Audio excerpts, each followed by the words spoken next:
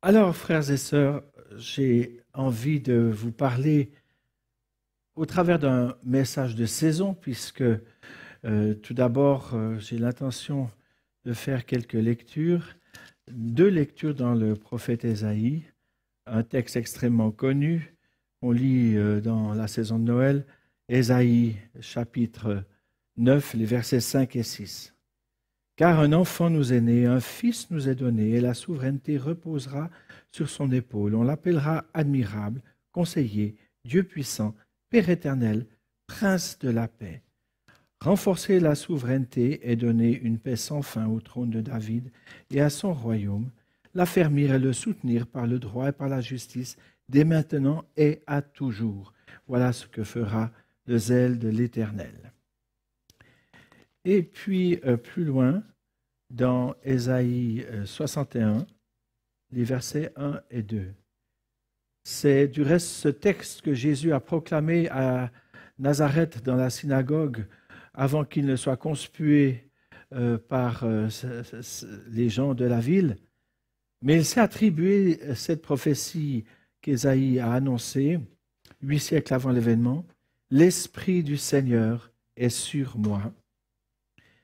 Car l'Éternel m'a donné l'onction, il m'a envoyé pour porter de bonnes nouvelles à ceux qui sont humiliés, pour panser ceux qui ont le cœur brisé, pour proclamer aux captifs leur libération et aux prisonniers leur élargissement, pour proclamer une année favorable de la part de l'Éternel et un jour de vengeance de notre Dieu, pour consoler tous ceux qui sont dans le deuil. Et puis, je me réfère, et ça va être le centre de ma prédication, dans l'évangile de Matthieu au chapitre 5, le verset 4, une des béatitudes que j'aimerais que vous puissiez recevoir comme un cadeau de Dieu ce matin. Heureux ceux qui pleurent, car ils seront consolés. Une autre version dit heureux les affligés, car ils seront consolés. Alors c'est évident que dans cette saison, nous avons abondante raison de nous sentir tristes ou en tout cas dans un grand souci de vie. Peut-être que certains de nos proches ont été affectés par cette pandémie. Peut-être que certains ont même vécu le deuil et sont dans les larmes.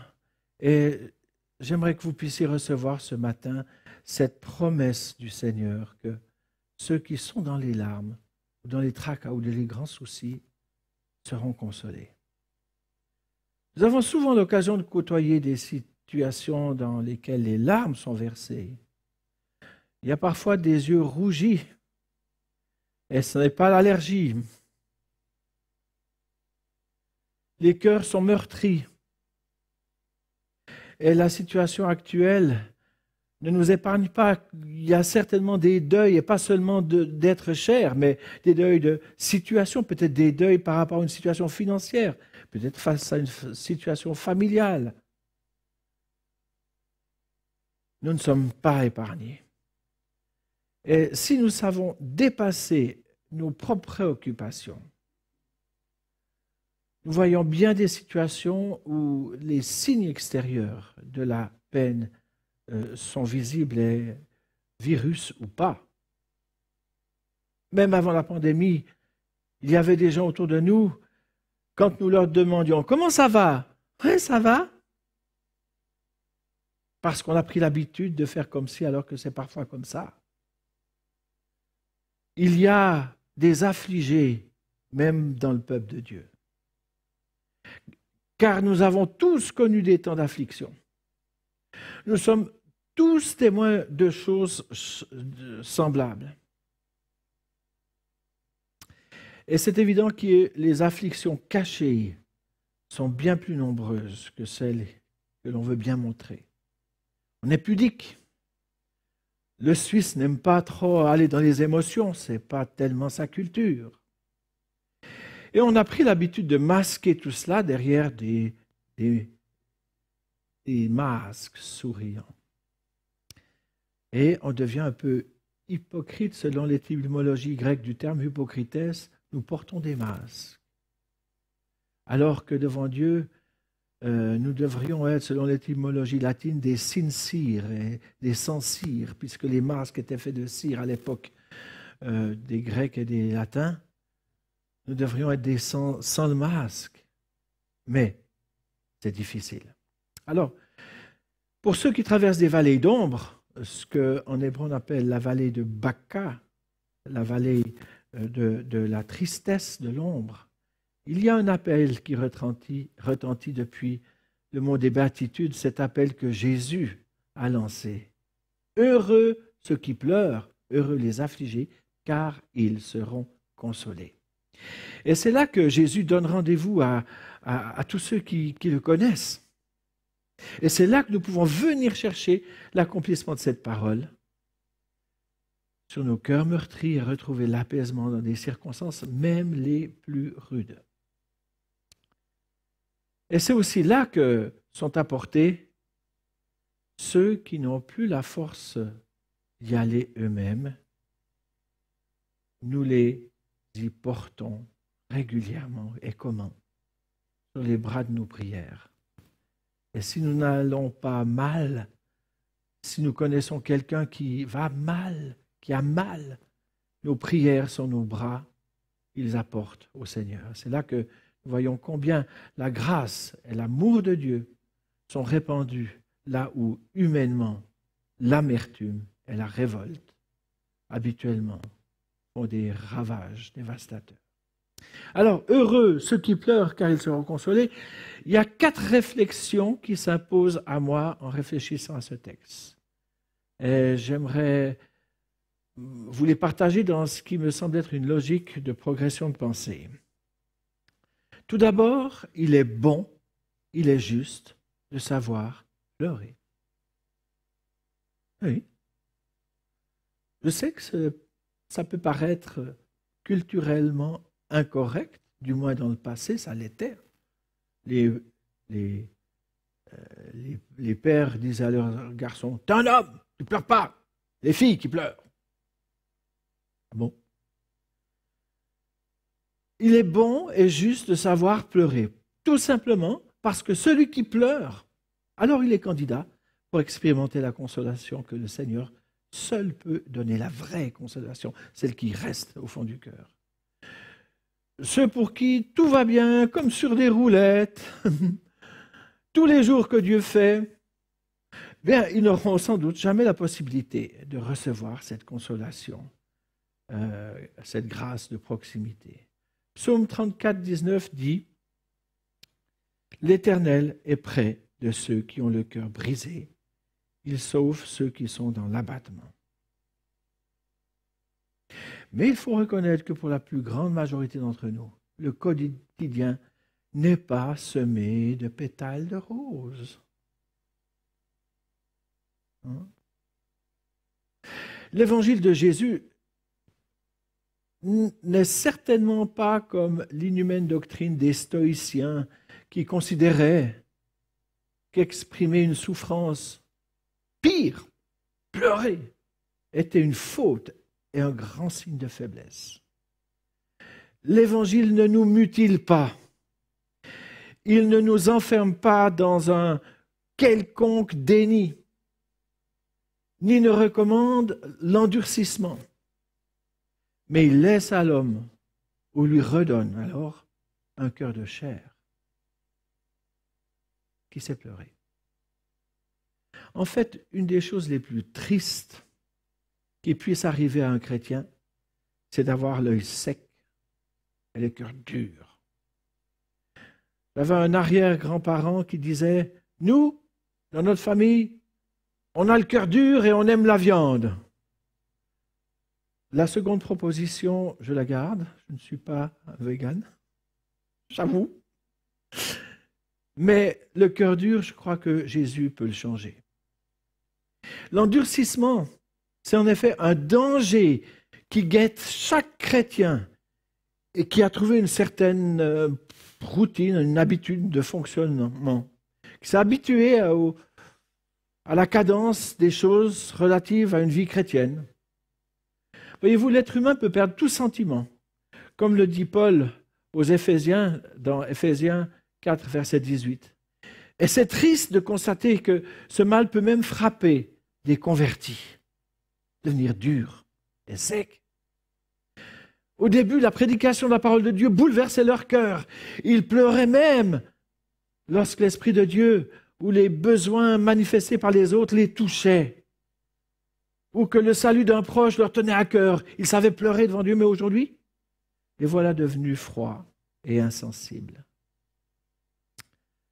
De même, il y a quelque chose de préoccupant qui se passe dans notre cœur lorsqu'il ne sait plus pleurer devant Dieu et devant ses frères. Parce qu'il n'y a aucune honte à oser pleurer devant son frère ou sa sœur lorsque notre cœur est meurtri. Lorsqu'il ne sait plus pleurer, lorsqu'il n'est plus vulnérable et qu'il ne ressent plus la belle et normale émotion inhérente à la vie chrétienne, l'endurcissement spirituel a alors sans doute commencé son œuvre terrible. L'endurcissement que l'on constate chez certains enfants de Dieu, c'est une maladie morale et spirituelle provoquée par différentes causes. On pourrait en énumérer pas mal, mais les plus répandues, c'est quand on sait qu'on doit obéir à quelque chose devant Dieu et qu'on ne le fait pas. On refuse d'entrer dans cette obéissance que Dieu veut. Ou quand on a une non-disposition en vue d'un processus de pardon. On s'enferre dans la rancune et l'amertume. Ou qu'on refuse toute souffrance par rapport à laquelle on va se blinder, entre autres. Voilà quelques raisons qui peuvent provoquer un endurcissement. Mais c'est aussi le signe d'une vocation humaine ou chrétienne qui va se transformer en habitude. Ma foi, on va au culte parce que c'est l'habitude. Ma foi, je vais nettoyer l'église parce qu'on me le demande. Mais le cœur n'y est pas. À Israël, dont la ferveur s'était évanouie par la bouche du prophète Jérémie, Dieu rappelle « Je me souviens de ton amour lorsque tu étais jeune, de ton affection lorsque tu étais fiancé. » Faisons un rapide point intérieur. Nous sentons-nous interpellés par cela. Souviens-toi donc, dit le Seigneur, et repens-toi et pratique tes premières œuvres. C'est ce que le Seigneur dit à l'église de Laodicée. Alors voilà, il est juste et normal de savoir pleurer. Mais une deuxième pensée, la voici, il y a des larmes qui ne mènent pas vers la consolation. Ce sont celles suscitées par un égoïsme insatisfait, par des révoltes, ou par le dépit, ou la pitié de soi, ou par des regrets. Ces larmes-là ne conduisent pas à la consolation. Des regrets, mais pas de repentir. Bien celles-là, ces larmes-là vont devoir encore couler longtemps, et hélas, en vain. Je l'ai vu régulièrement, même les larmes sincères de certains pécheurs ne les conduisent pas à la consolation, au vrai salut. Pourquoi ? Mais parce qu'ils s'affligent sur les conséquences de leur péché même, mais pas sur le péché en lui-même.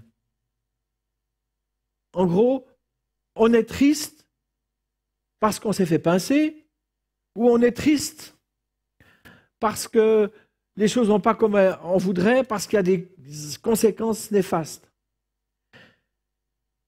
La preuve réside dans le fait que ces personnes ne furent pas consolés, c'est-à-dire rétablis dans leur état antérieur. Bien des buveurs pleurent amèrement sur les conséquences désastreuses de leur dépendance, tout en aimant secrètement leur chaîne. Ces larmes-là ne sont pas destinées à être consolées. Un bon exemple de ce genre de larmes versées, bien, on trouve cet exemple dans la personne du roi Saül. Il pécha souvent et s'affligea souvent de sa situation. Son histoire démontre qu'il fut surtout attristé par les graves conséquences, les graves suites de ses péchés. Mais il ne détesta pas assez ses fautes pour vouloir en être vraiment délivré au travers de sa repentance. David, au contraire, il n'avait rien à envier à Saül, question faute. Il il va se repentir avec larmes. Nous trouvons trace de ses gémissements et de son repentir dans le psaume 51, alors qu'il se repent d'avoir été avec Bathsheba et d'avoir fait trucider d'une manière terrible son pauvre mari. Simon-Pierre, dans un certain sens, il fait aussi l'âge que Judas Iscariote. Après ces somptueuses déclarations de fidélité, le voilà qui renie Jésus par 3 fois, même avec des jurons, des imprécations. Coq chanta, Jésus le regarda, et son cœur infidèle lui fit verser d'abondantes larmes. Il s'est repenti profondément, et par la suite, il fut entièrement pardonné et magnifiquement réhabilité, rétabli. Judas, lui, il a compris aussi sa faute. Il en eut honte, il s'en affligea profondément. Cependant, cela ne le conduisit pas à la consolation, mais à la pendaison. Troisième trait de pensée que j'aimerais partager avec vous, il y a d'autres larmes qui, elles, sont bénies. Ce sont celles qui nous conduisent plus près de Jésus. Oui, on peut le dire, bénies sont les tristesses qui nous poussent vers Dieu. Et bénis sont ceux que ces afflictions habitent. Dans son désarroi et dans son affliction, l'enfant prodigue retourna, repentant aux pieds de son père. Ce fut son salut. Si vous prenez la peine d'interroger ceux qui, parmi nous, ont connu les plus grands degrés de souffrance, qu'elles soient physiques ou morales, mais vous allez pouvoir constater que, généralement, ce sont ceux qui sont paisibles, rayonnants, et qui manifestent le mieux la grâce de Dieu. Pourquoi? Parce qu'au travers de leur épreuve, ils ont vécu l'humiliation fondamentale qui fait que la nouvelle naissance se vit comme une mise en dépendance. Une mise en dépendance. Ils ont appris la proximité de survie, la prière. Ils ont goûté à la consolation du Seigneur. Ils ont appris une plus grande capacité de sympathie pour leurs semblables. Je me souviens de Claude, au temps où nous étions à la Levrate, dans sa chaise roulante que nous descendions par les petits escaliers qui conduisaient à ce local, et qui était le premier à louer Dieu, à le bénir pour ses grâces, alors que, très handicapé, il aurait eu de quoi gémir sur son sort. Certes, il avait des larmes concernant ses souffrances, mais ces larmes le conduisaient à Jésus. C'est pour ça que quand il priait parmi nous, ceux les plus anciens parmi nous s'en souviendront, eh bien, il était le premier à louer Dieu. Voyez-vous, si nos larmes nous conduisent et nous gardent au pied de Jésus, alors nous sommes au mont des béatitudes. Nous sommes là où Jésus prononce sa bénédiction et son apaisement. Le prophète l'avait prédit.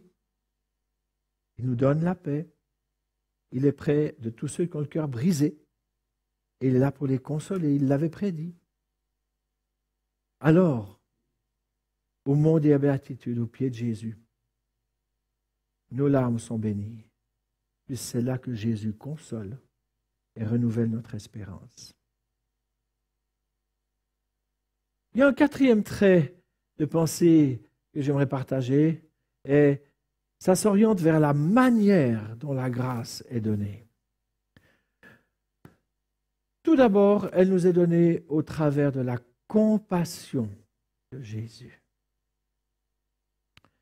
Le terme compassion désigne la capacité de souffrir avec, passion avec.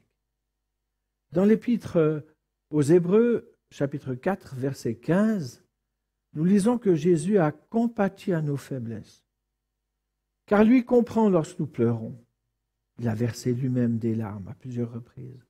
Mais Jésus n'était pas larmoyant. Les larmoyants, je ne sais pas ce que vous pensez, mais je les trouve assez détestables, surtout en public.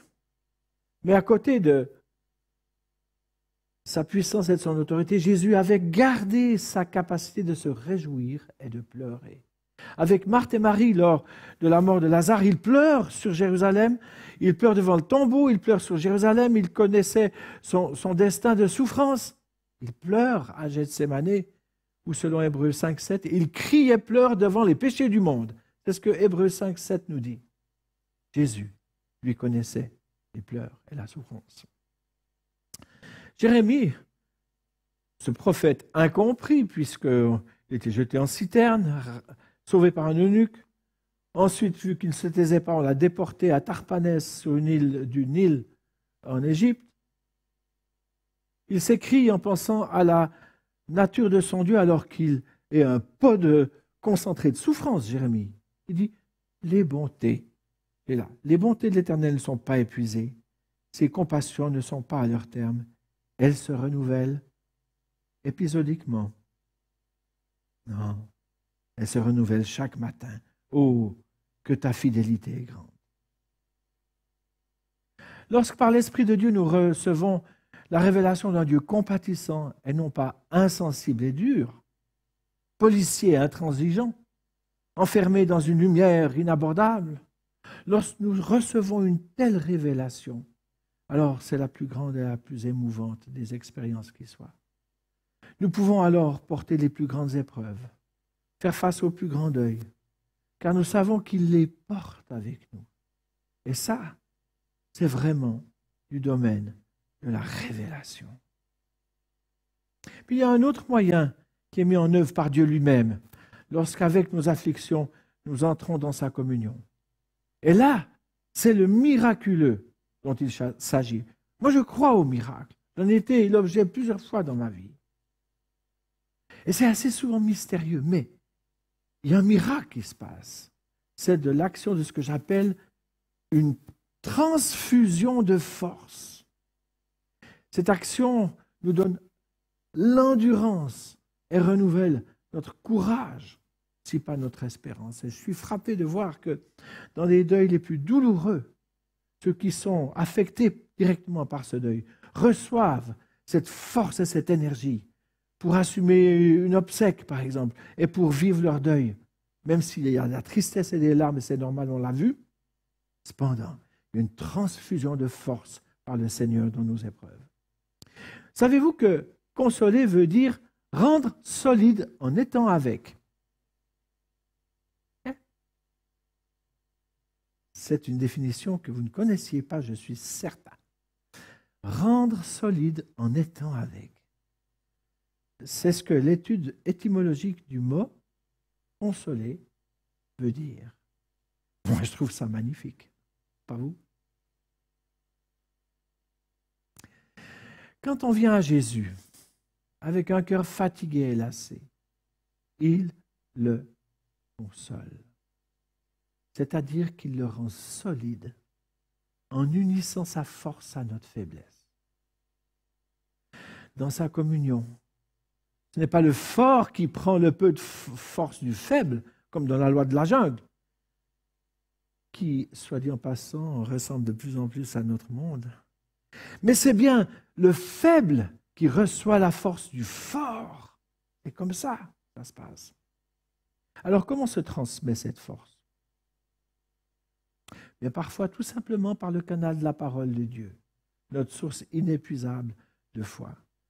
J'étais encouragé de voir que la personne la plus âgée de Suisse, qui s'est éteinte ce mois-ci à l'âge de 112 ans, lisait encore tous les jours sa Bible avec sa loupe. Pourquoi? Parce qu'elle puisait au quotidien la force pour le jour à vivre.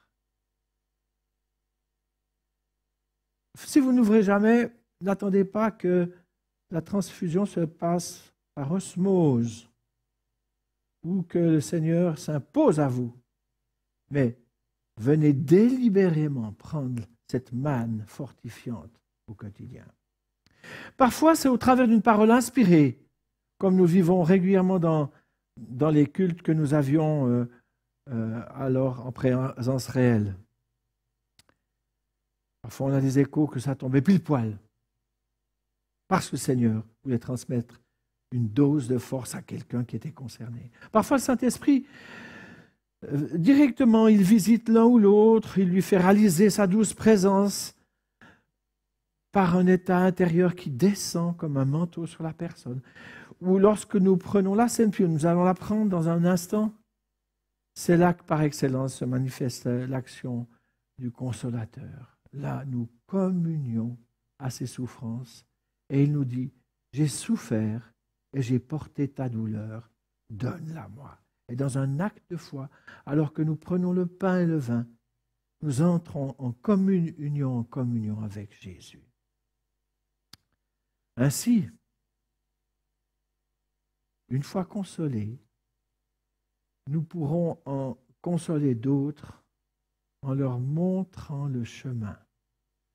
Tant il est vrai que nous ne pouvons mener que là où nous sommes déjà allés et communiquer la guérison dont nous avons déjà guéri nous-mêmes. Oui. Et un chrétien consolé, c'est le témoignage de la grâce qui vient bientôt. La démonstration de ce que le règne du Seigneur accomplira bientôt pour toujours, lorsque la mort et les larmes seront définitivement vaincues. Et là, nous serons consolés, parce que comme le dit 1 Jean, nous le verrons tel qu'il est, nous serons semblables à lui. Alléluia. Merci Seigneur. Seigneur, merci parce que nous ne sommes pas condamnés à simplement nous débrouiller tout seuls dans la vie qui parfois est difficile pour certains, et particulièrement dans cette période sanitaire incroyable. Seigneur, nous sommes au bénéfice de ton ministère de consolateur. Tu as envoyé l'Esprit de consolateur, afin qu'il soit tous les jours avec nous et qu'il nous prenne symboliquement dans ses bras et qu'il nous rassure, qu'il murmure à nos cœurs des paroles douces et qu'il vienne guérir l'état de nos cœurs qui parfois sont ravagés par l'épreuve et la souffrance. Seigneur, merci parce que tu as tout prévu et tu as pourvu. Et même si la difficulté doit rester à nos côtés, nous savons que nous ne sommes pas seuls. Tu es avec nous. Tu rends fort en étant avec. C'est ça la consolation. Béni sois-tu, Seigneur. Sois auprès de tous ceux qui écoutent, qui nous regardent ou qui nous regarderont. Sois avec leur cœur, sois avec eux dans toutes les circonstances de leur vie. Pour ta seule gloire, Seigneur. Amen.